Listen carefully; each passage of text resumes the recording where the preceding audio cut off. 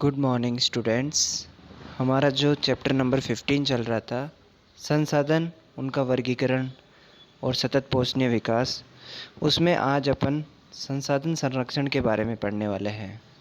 संसाधन संरक्षण का अर्थ बच्चों पिछली वीडियो में मैंने आपको बताया था। अब अपन उसी वीडियो से पाठ को आगे कंटिन्यू जारी करते हैं। संसाधन संरक्षण के उपाय, यानी ऐसे कौन कौन से उपाय अपन कर सकते हैं जिससे अपन संसाधनों को नष्ट होने से बचा सकते हैं। संसाधन संरक्षण की आवश्यकता और संसाधन की संरक्षण की समस्या से यह तथ्य प्रमुख रूप से उभर जाता है कि कुछ ऐसी विधियाँ अपनाई जानी चाहिए जो संसाधन संरक्षण में सहायता प्रदान कर सके।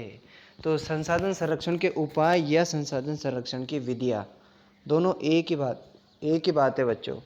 संसाधन संरक्षण में निम्नलिखित विधियाँ जो है सहायता प्रदान कर सकती है, यानी निम्नलिखित मेथड्स है जो हमें संसाधन संरक्षण करने में हमारी मदद कर सकती है। उसमें पहला है जनसंख्या वृद्धि पर प्रभावी नियंत्रण। जनसंख्या वृद्धि पर प्रभावी नियंत्रण, यानी अगर अपन वर्तमान दौर में जनसंख्या का जो लगातार विस्फोट हो रहा है उसे अगर अपन रोक लेते हैं तो हम संसाधनों का जो है दुरुपयोग होने से भी उनको रोक सकते हैं। तो देखते हैं, जनसंख्या किसी देश का सर्वाधिक महत्वपूर्ण और आवश्यक संसाधन है। मानव आर्थिक विकास और अपने जीवन को उच्च से उच्चतर बनाने के लिए संसाधनों का उपयोग करता है। संसाधनों के अनुपात में जनसंख्या की अनुकूलतम अवस्था में बिना किसी अवरोध के आर्थिक विकास होता रहेगा, किंतु संसाधनों की तुलना में जैसे ही जनसंख्या बढ़ जाती है वैसे ही संसाधनों का शोषण शुरू हो जाता है। यानी जितने संसाधन है उतनी जनसंख्या है तो कोई बात नहीं, दिक्कत वाली बात नहीं है, पर अगर संसाधन कम रह जाते हैं और उसकी तुलना में जनसंख्या अधिक हो जाती है तो वो है जो संसाधनों का शोषण शुरू हो जाता है। इससे अनव्यकरणीय संसाधन शीघ्र समाप्त होने लगते हैं। अनव्यकरणीय संसाधन यानी वे संसाधन जिनकी पुनः भरण पोषण नहीं हो सकता है। तीव्र गति से बढ़ती हुई जनसंख्या की आवश्यकताओं की पूर्ति के लिए संसाधनों की अधिक आवश्यकता होगी, अतः देश में संसाधन संरक्षण के लिए जनसंख्या पर नियंत्रण करना आवश्यक है। ये थी पहली विधि संसाधन संरक्षण में। दूसरी है नियोजन में समग्र दृष्टिकोण, यानी जब अपन किसी चीज़ की प्लानिंग करते हैं तो उसमें सभी दृष्टिकोणों को ध्यान में रख के किया जाए कि ये संसाधन की मात्रा इतनी है तो हमें इतना ही काम में लेना है, ये संसाधन कम है तो इसका कम काम लेना है, जो संसाधन ज़्यादा है उसको अधिक से अधिक प्रयोग में ले। तो इन सब चीज़ों पर जो है हमें ध्यान देना होगा जब अपन नियोजन की जो है प्रक्रिया बना रहे तब। नियोजन में समग्र दृष्टिकोण से तात्पर्य है पर्यावरण के विभिन्न अवयवों या घटकों के समुचित उपयोग और उनके संरक्षण से है। पर्यावरण के समस्त अवयव अंतर संबंधित है, अतः देश के विकास की योजनाएं बनाते समय यह जरूरी है कि उनके क्रियान्वयन में संपूर्ण पर्यावरण को एक इकाई माना जाए।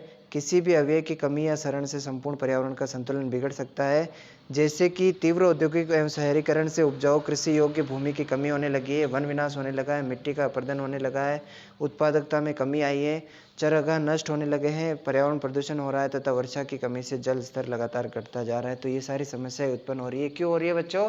क्योंकि हमने प्लानिंग से जो है काम नहीं किया है, नियोजन से काम नहीं किया है। पर्यावरण प्रदूषण से ऑक्सीजन कार्बन डाइऑक्साइड चक्र में असंतुलन के कारण जीव जंतु विलुप्त और समाप्त हो रहे हैं, अतः मानव कल्याण के लिए नियोजन में समग्र दृष्टिकोण को अपनाया जाना अति आवश्यक है। तीसरा पॉइंट है बच्चों, जैविक संतुलन बनाए रखना। औद्योगिक एवं आर्थिक विकास का उद्देश्य मानव जीवन को समुन्नत और सुविधाजनक बनाना है। मानव के अस्तित्व के लिए जल, वायु, मिट्टी, वनस्पति, जीव जंतु आदि जो प्रमुख जैविक आधार है, अर्थात कहने का मतलब ये कि जैविक संतुलन को बनाए रखने में ध्यान रख करके नियोजन से मानव पर्यावरण संतुलन और संसाधनों की उपलब्धता बनी रहेगी। इन चीज़ों का हमें ध्यान रखना है। जैविक असंतुलन पर्यावरण प्रदूषण से उत्पन्न पारिस्थितिकी असंतुलन के कारण मानव के विकास के स्थान पर विनाश होने लगेगा, यानी जैविक संतुलन का जो है बैलेंस बना रहना भी जरूरी है, तभी अपन संसाधनों का संरक्षण कर सकते हैं। नेक्स्ट है चौथा पॉइंट, ऊर्जा के गैर परंपरागत संसाधनों का अधिक से अधिक उपयोग किया जाए, यानी वे स्रोत जिनका अपन रोज पुनः, जैसे सौर ऊर्जा हो गई, पवन ऊर्जा हो गई, जवारी ऊर्जा हो गई, जिनका हम रोज पुनः उत्पादन कर सकते हैं, तो ऐसी संसाधनों का ज़्यादा से ज़्यादा प्रयोग करें ताकि वो उनका विनाश होने से भी, हम संसाधनों का विनाश होने से भी, खतरे से भी बच सकते हैं। ऊर्जा के गैर परंपरागत संसाधन यानी कि नवीकरणीय संसाधन जैसे सौर ऊर्जा, पवन ऊर्जा, जवारी ऊर्जा, भूतापीय ऊर्जा आदि असमाप्य संसाधन है। ये सभी संसाधन प्रदूषण रहित भी है और स्थापना लागत के बाद बहुत सस्ती ऊर्जा प्रदान करते हैं। इसीलिए हमें गैर परंपरागत संसाधनों का उपयोग कर पेट्रोल, कोयला और परमाणु खनिजों के संरक्षण पर के साथ ही पर्यावरण प्रदूषण से भी अपने को बचा जा सकता है।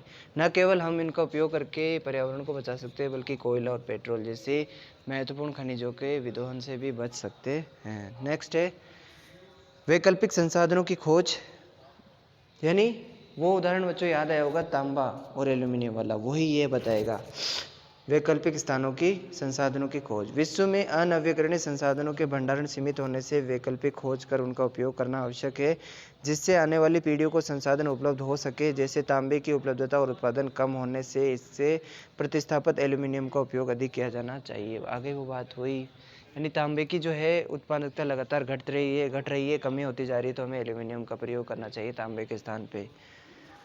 ऊर्जा प्राप्ति के लिए पेट्रोल और कोयला के स्थान पे सौर ऊर्जा, पवन ऊर्जा, ऐसे एक और उदाहरण दे रहा है कि ऊर्जा प्राप्ति के लिए पेट्रोल और कोयले के स्थान पे आप जो सौर ऊर्जा, पवन ऊर्जा, जल विद्युत ऊर्जा, परमाणु ऊर्जा, जवारी ऊर्जा और भूतापीय ऊर्जा, इनका अधिक से अधिक उपयोग किया जाना चाहिए।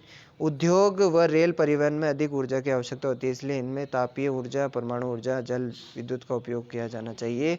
कम खपत के कारण सौर ऊर्जा, पवन ऊर्जा और भूतापीय ऊर्जा का उपयोग घरेलू कार्यों में भी किया जाना चाहिए ताकि हम संसाधनों को बचा सकते हैं। कौन से संसाधन को?